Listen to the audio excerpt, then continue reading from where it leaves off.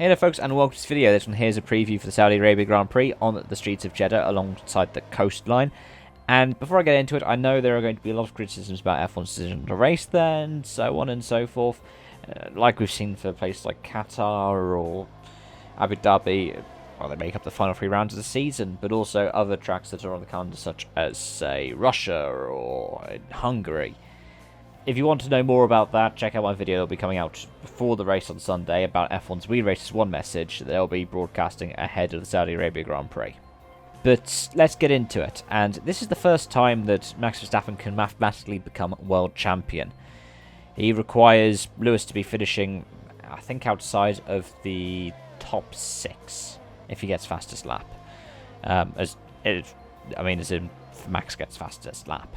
And if he does that, this is going to be really interesting. Because Verstappen himself is, he's 24.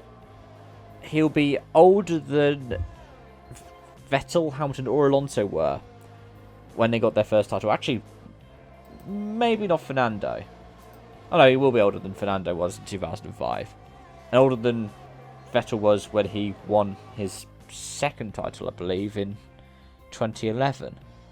Or it's going to be close. It tells you how young Vettel was when he was winning his titles. And in terms of starts, and this is really an interesting stat. He will have had more starts than Schumacher did as a triple world champion, than also the likes of Jackie Stewart did as a triple world champion. Remember, Stewart did, 99 starts in his whole career? And as many starts as I believe Senna would have done when he was a triple champion. But bear in mind that at this many starts in his career, Lewis Hamilton was only just starting to face off against Nico Rosberg for his second world title.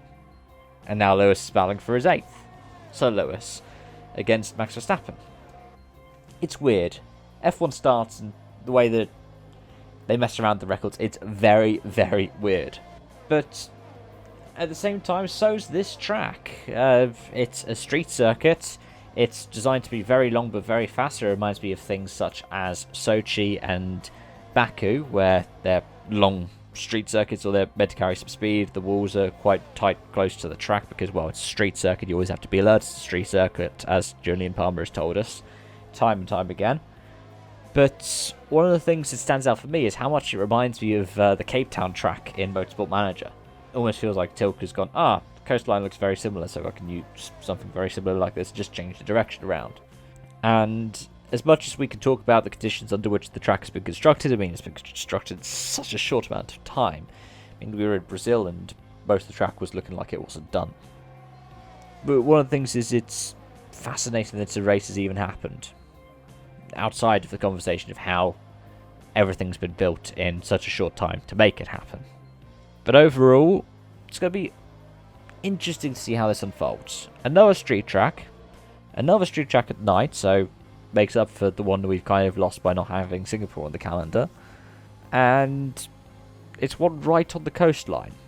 I know it's not a particularly windy city, given that it's right on next to the Red Sea, but the DRS zone's right up on the coastline. That's a bold choice, to say the least. It's also very odd that the DRS zones are completely different in the F1 game compared to how they look like they're going to be in real life. Or at least from the diagrams I've seen. But anyways, let me know your thoughts in the comment section down below. Thank you so much for watching, and I hope to see you again soon. Bye for now.